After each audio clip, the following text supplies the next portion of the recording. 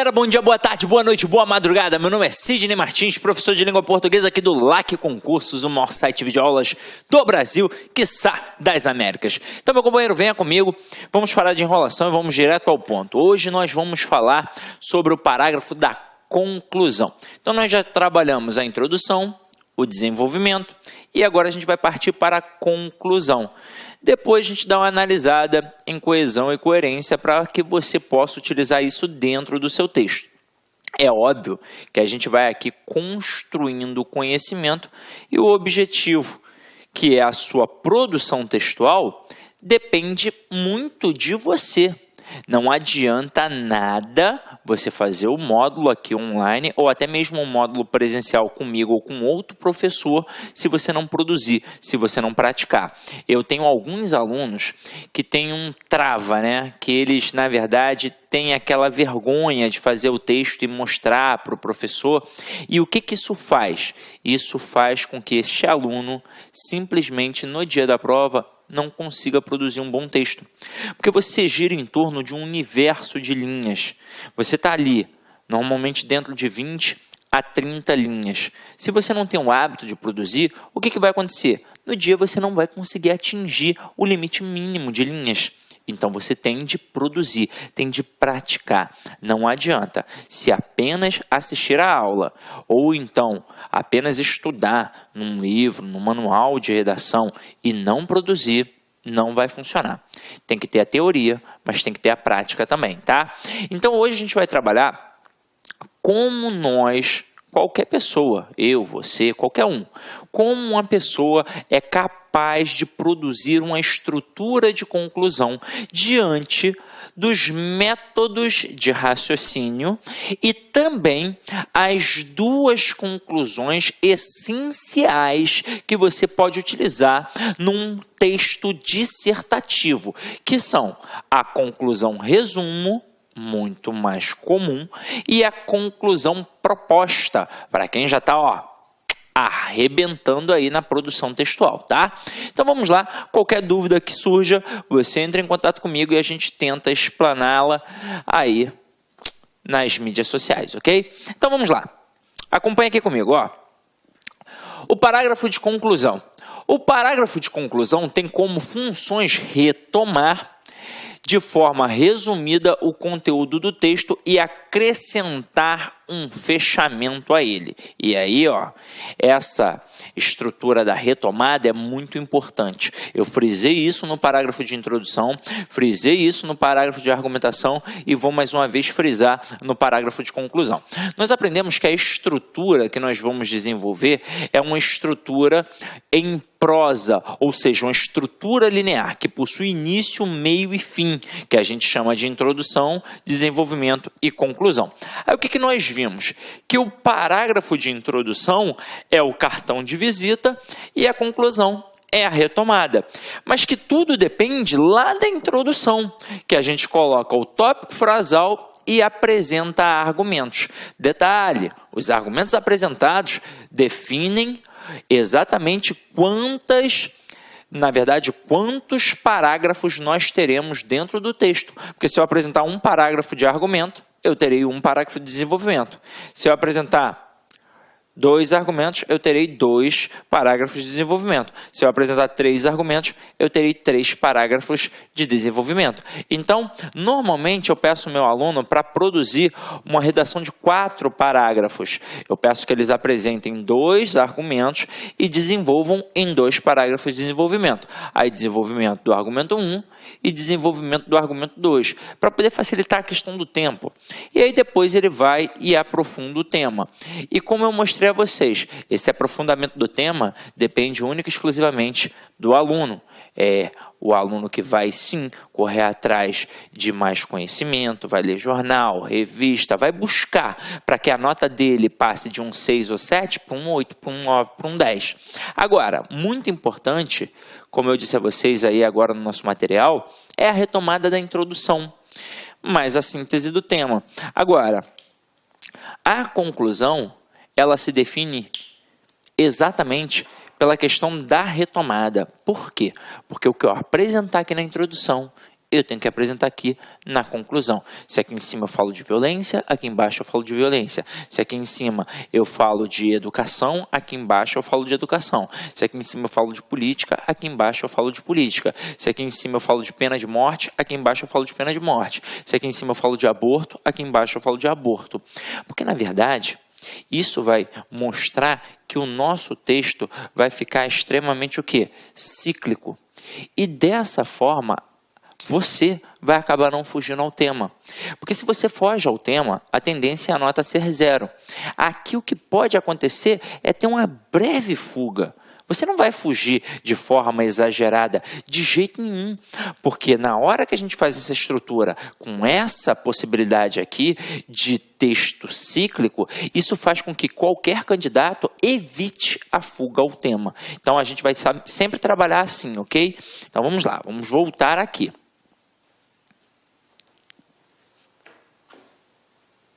Então, agora vamos lá. Ó. Em textos expositivos, a conclusão apenas recapitula os tópicos elencados nos parágrafos de desenvolvimento.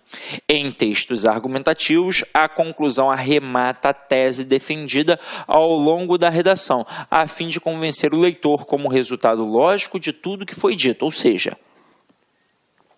dependendo da forma como te pedirem lá no dia da prova, pode ser que peçam um texto dissertativo expositivo. Pode ser que peçam.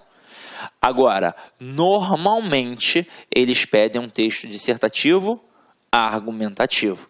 E aí você tem que tomar cuidado para realmente argumentar e não só expor.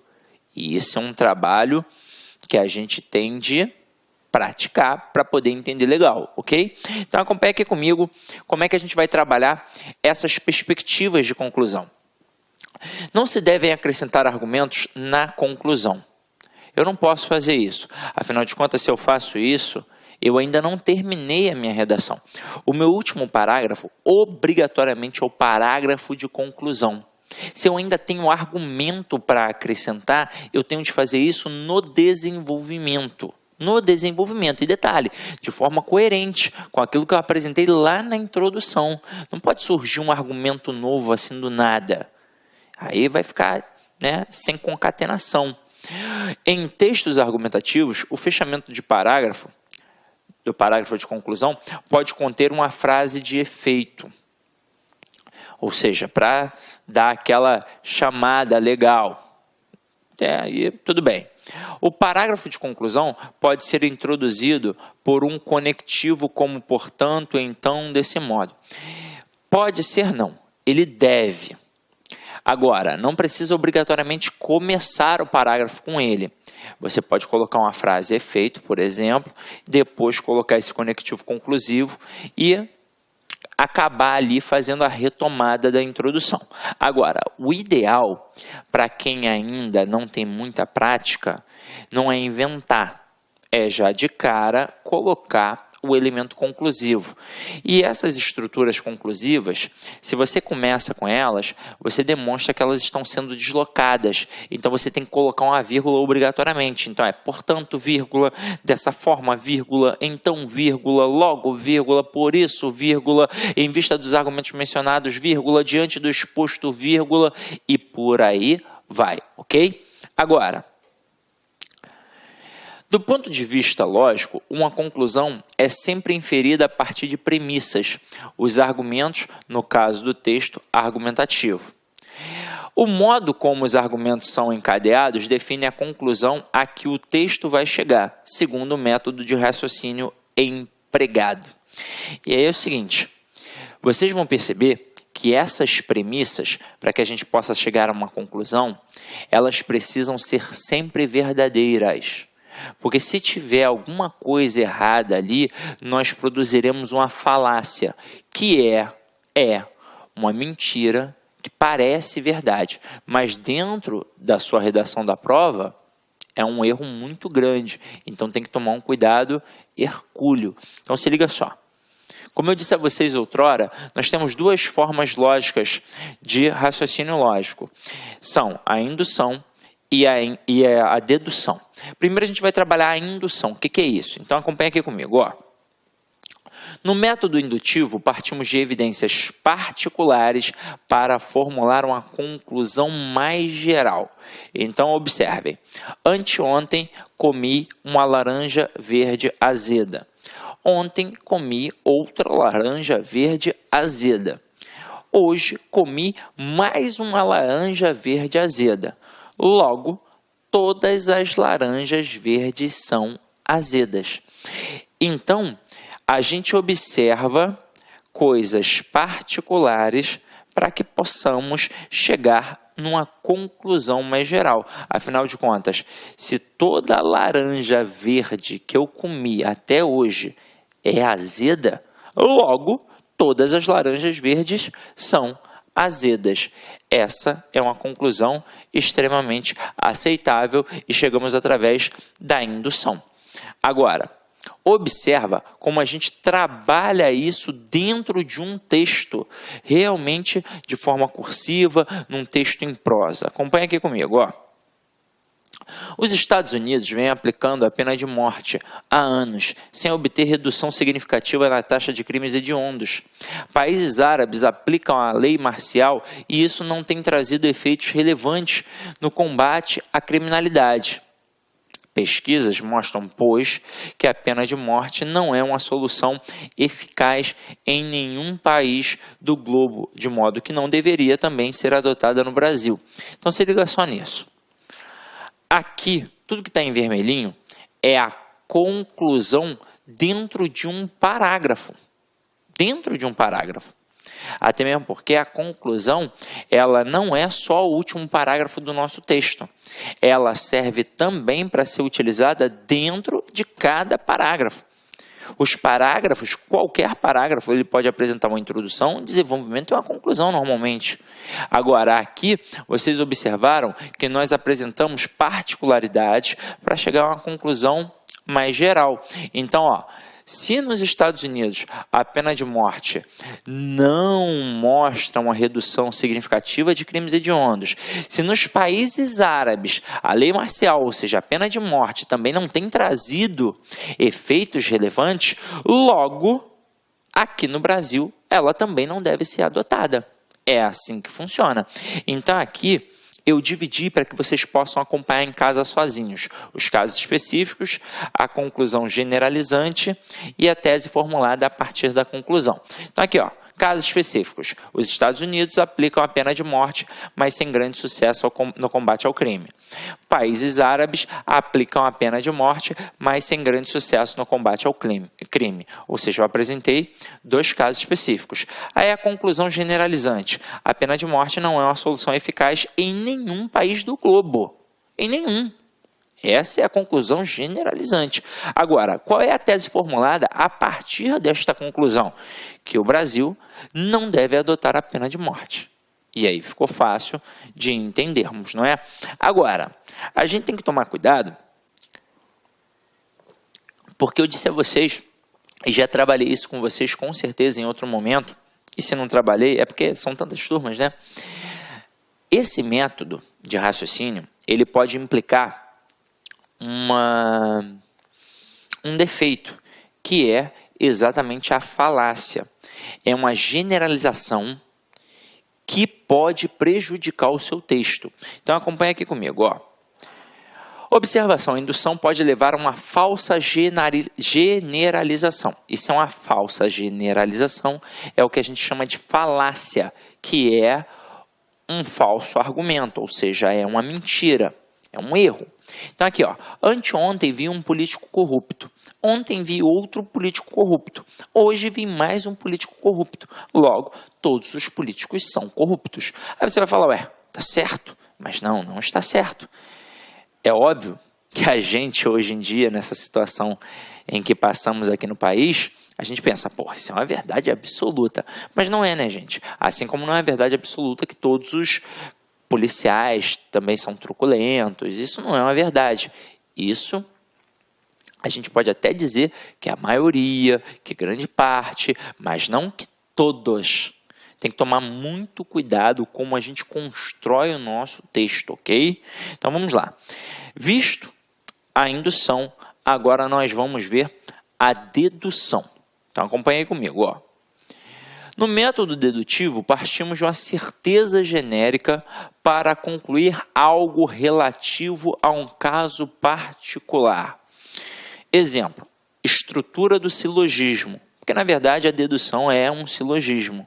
Então aqui, ó, toda planta faz fotossíntese. Isso é uma regra geral, beleza? Regra geral. Isso é fato.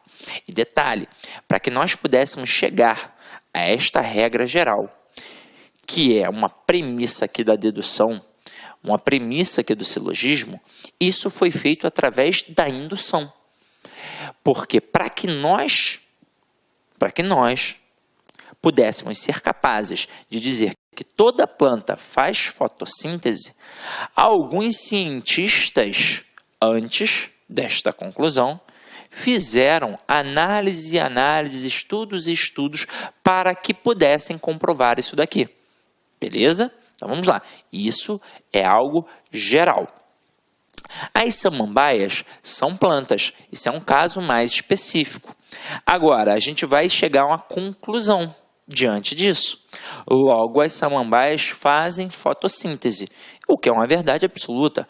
Se toda planta faz fotossíntese e a samambaia é uma planta, logo, a samambaia também faz o quê? Fotossíntese. Agora acompanha comigo como é que isso funciona dentro de um texto. Aqui, ó. Todos sabem que as cidades brasileiras sofrem com problemas de trânsito e carecem de alternativas de transporte coletivo mais velozes. São Paulo cresceu demais nos séculos 20 e 21, de modo que hoje as avenidas da cidade, corta aqui, tem um errinho aqui, um Szinho. Então, as avenidas da cidade estão abarrotadas de veículos, especialmente no horário do rush. Melhorar o sistema metroviário da cidade de São Paulo é, pois, urgente. Então, acompanha aí comigo como é que a gente desmembra essa estrutura aqui, ó. Premissa geral. As cidades brasileiras sofrem com problemas de trânsito e carecem de alternativas de transporte coletivo mais velozes. Premissa específica, que é implícita. São Paulo é uma cidade brasileira. E conclusão específica, ou seja, a tese, a ideia, a opinião. São Paulo sofre com problemas de trânsito e precisa melhorar o sistema metroviário. Até aí, ok, tudo bem, não é? Agora, vamos entender por que eu estou falando sobre essa concepção de dedução, de indução, de geral, de específico. Agora você vai perceber com mais calma, com mais tranquilidade. Existem possibilidades de construir um texto dissertativo. Não é só o texto dissertativo que a gente faz para a prova do concurso público. Agora, cada tipo de texto tem um contrato de comunicação. Então, você pode, por exemplo, ler um texto jornalístico e este texto jornalístico ser dissertativo e ser construído de uma forma diferente da redação que você faz no concurso público. Por exemplo, na redação do concurso público, a gente parte do geral para o específico. Já no texto jornalístico, eles normalmente partem do específico para o geral. Então, por exemplo, texto jornalístico, indo do específico para o geral. Vamos entender. Uma jovem na cidade do Rio de Janeiro é assaltada depois de sair de um preparatório para concurso e reage, puxa a bolsa no susto e a pessoa, o meliante ali, o ladrão, acaba enfiando uma faca no abdômen dela, gira, puxa e a menina vem a óbito, morre. Um jornalista, ele vai primeiro falar do fato específico. Então ele vai falar que uma jovem de 19 anos foi assassinada numa tentativa de assalto após sair de um preparatório para concurso no centro do Rio de Janeiro. Aí para dar aquela ênfase, aquela sensação angustiante, ele vai dizer que deixou para trás marido, 2 filhos, esse tipo de coisa, para depois falar de algo maior, que é a questão da violência nos grandes centros urbanos, especificamente na cidade do Rio de Janeiro. Agora, você na sua prova vai falar primeiro do termo geral, para depois utilizar os exemplos específicos. Então, você vai falar primeiro da violência, de forma ampla, geral, mostrando que existe uma violência latente nos grandes centros urbanos, especificamente na cidade do Rio de Janeiro, para depois citar exemplos específicos, como um caso de assalto na cidade do Rio de Janeiro, no centro, na Zona Sul, nas praias, arrastões, esse tipo de coisa, para poder dar o quê? Sustentação ao seu argumento, à sua tese, que foi apresentada anteriormente. Entenderam a pegada? É mais ou menos assim, ó. Eu boto aqui, ó. Alimento.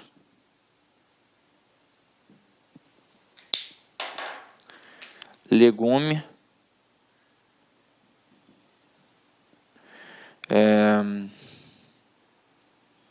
Cenoura. E batata.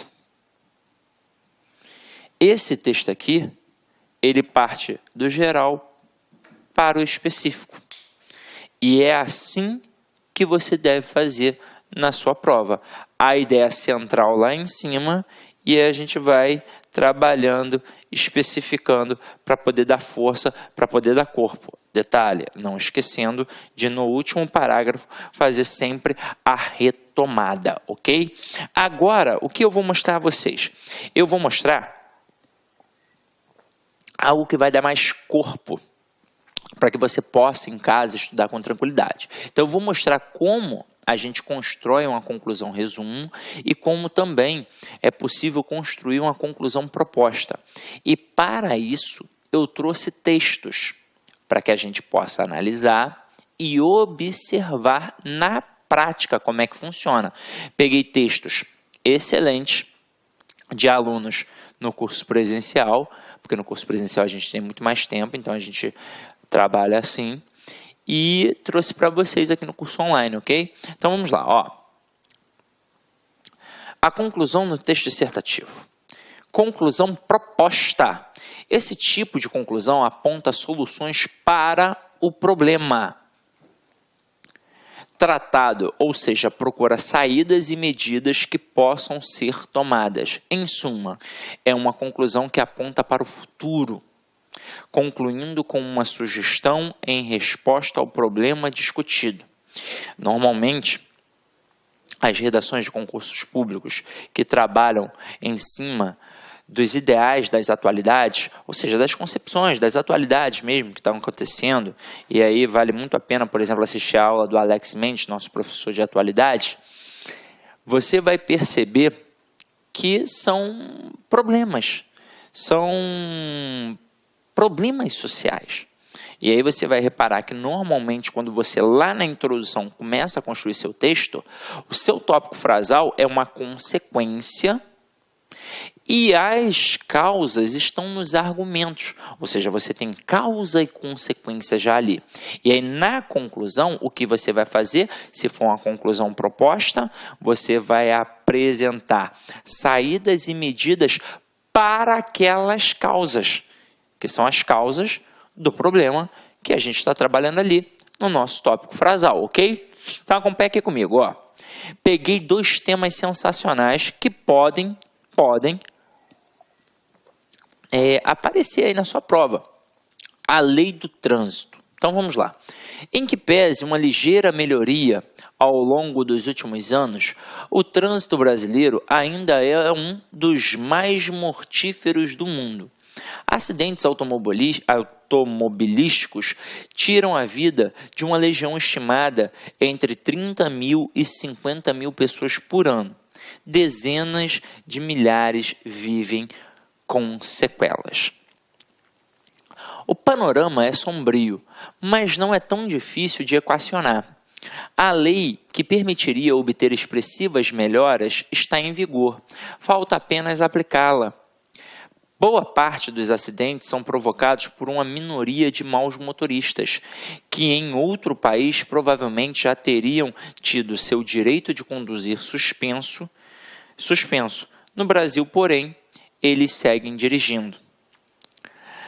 Levantamento da Companhia de Engenharia de Tráfego de São Paulo, com dados de 2002, mostra que um grupo de veículos correspondente a 1,1% da frota levou 19,6% das multas. Nesse contingente, a média de multas por veículos era de 10.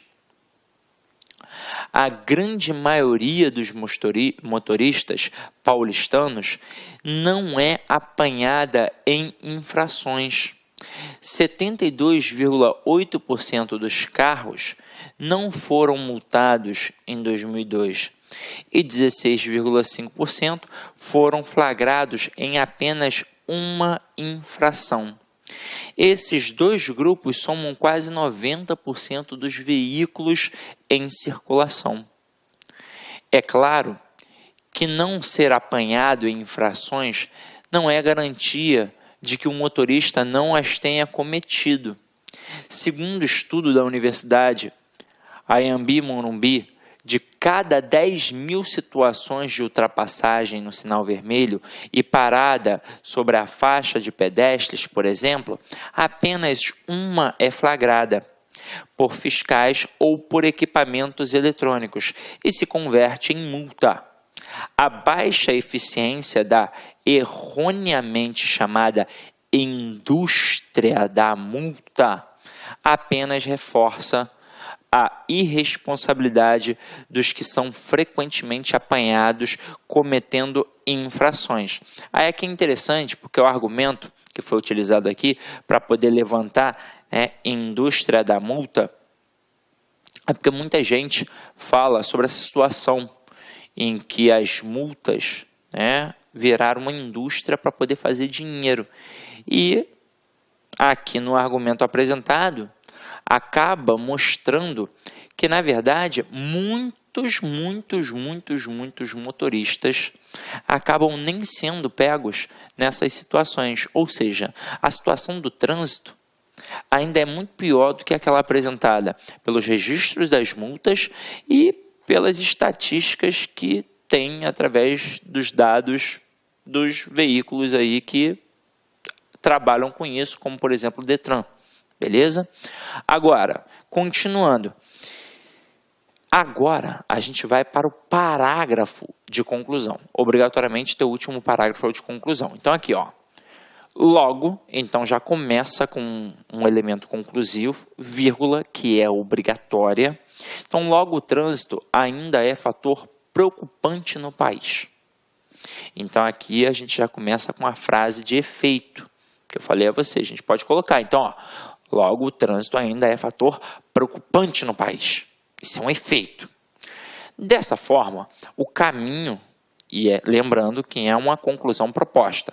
Dessa forma, o caminho para tornar o trânsito menos assassino é inequívoco.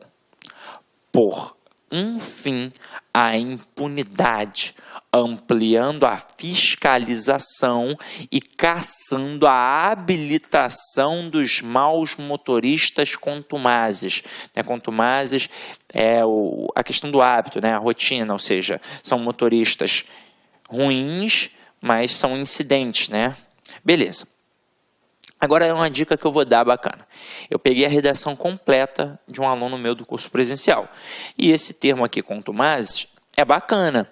Mas se você não tem um vocabulário mais elaborado, mais erudito, muito cuidado. Seria muito melhor colocar aqui rotineiros do que contumazes, porque pode ter ali uma quebra de ritmo da estrutura do seu texto, que é uma estrutura simples. Se o seu texto, seu vocabulário é simples, por que você vai pegar algumas expressões e vai dar uma polida ali, vai dar uma exagerada? Não tem porquê. O texto é para ser simples e objetivo. Agora, olha que interessante. Aqui, além de ter tido a frase efeito, o camarada ainda mostrou como trabalhar essa problemática diante dos problemas do trânsito. É fácil. Para pôr fim a essa impunidade toda, basta ampliar a fiscalização e caçar a habilitação desses péssimos motoristas. Só falta eficiência para que isso seja feito, ok? Então, beleza. Agora, a gente vai trabalhar o que seria uma conclusão resumo. Esta é a forma mais comum de concluir o texto. Resumem-se os aspectos abordados no desenvolvimento e apresenta-se ou reforça a tese, concluindo por meio de um resumo. Agora, a gente vai acabar percebendo que esta conclusão resumo, às vezes é interessante para quando o cara não domina tão bem o tema. Então, ele não tem, na verdade, aquelas possíveis soluções para o problema. É algo muito difícil para ele, então é melhor ele fazer ali um resumo daquilo que ele já apresentou.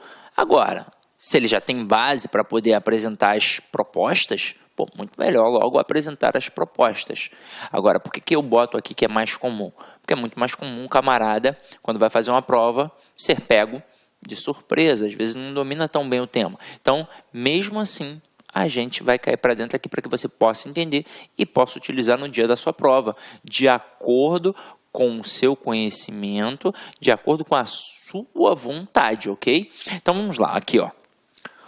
O país da favela é o título. Lembrando que eu botei aqui sempre, ó, centralizado o título. Vocês observaram, no outro também centralizado, e logo na linha abaixo a gente já começa o texto construindo um parágrafo. Aqui o primeiro, obviamente, é de introdução, e lá no último a gente vai trabalhar a nossa conclusão, beleza? Então aqui, ó, já seria dramático constatar a existência de 2,4 milhões de domicílios localizados em favelas no país.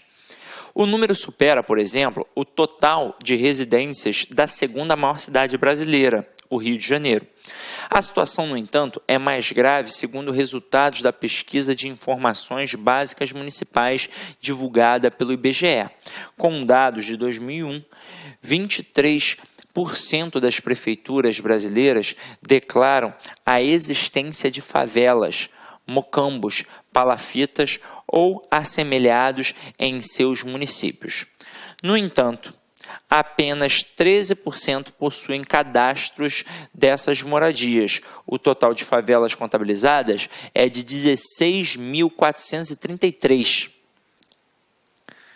Essa espécie absolutamente precária de habitação concentra-se nas cidades mais populosas.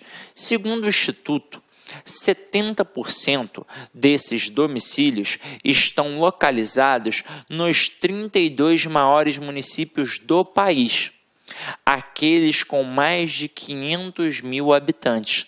É desnecessário mencionar que, nesses casos, costuma imperar a ausência de títulos de propriedade, vigorando uma situação que reúne loteamento irregular e péssimas condições de infraestrutura, quando há alguma. As más notícias não param por aí. A favelização é um processo crescente. Em uma década, o aumento de habitações precárias foi de 156%. Trata-se de um quadro lamentável, contra o qual o país precisa seriamente agir. Não bastam, obviamente, programas de fachada, com os quais algumas prefeituras muitas vezes procuram maquiar a degradação desses aglomerados habitacionais subhumanos. O Brasil está a exigir, e já é há tempo, políticas habitacionais e urbanísticas que se concentrem na elevação da qualidade da moradia popular. Logo, e aí a gente começa aqui com um elemento conclusivo, poderia ser qualquer outro, poderia ser portanto, poderia ser por isso, poderia ser em vista dos argumentos mencionados, diante do exposto e por aí vai. É só você escolher um desses, não tem o menor problema. Aí você coloca assim, ó, logo é fato o número crescente de moradores de áreas carentes. Esse é o retrato da exasperante desigualdade social do país. A convivência de bairros de alta renda com grandes favelas em nossos centros urbanos choca qualquer pessoa que ainda preserve alguma capacidade de observação e indignação. E aí você vai perceber que aqui apenas foi um resumo do texto. Em nenhum momento teve uma proposta. É válido? É válido. Claro que é válido. Não há o menor problema. É o que eu disse a vocês. Não domina tão bem assim para que possa criar uma proposta, ou então realmente é uma situação desconfortante, é um tema difícil para que aquela seja realmente uma proposta adequada, você não se sente seguro, então faça uma conclusão resumo. Não há o menor problema. Agora, é claro que essa conclusão resumo, ela é habitual de um texto dissertativo expositivo. Beleza? E a conclusão proposta é mais do texto dissertativo argumentativo. Mas nada impede de você trabalhar esta conclusão resumo no texto dissertativo argumentativo. Não tem o menor problema, até mesmo porque você já argumentou no seu desenvolvimento, com certeza, apresentou ali um discurso de autoridade, apresentou ali um dado estatístico e fez a retomada da introdução. Então, não tem o menor problema. O seu texto está todo estruturado, ok? Então, é isso, gente. Para finalizar aí, queria passar uma mensagem interessante, né?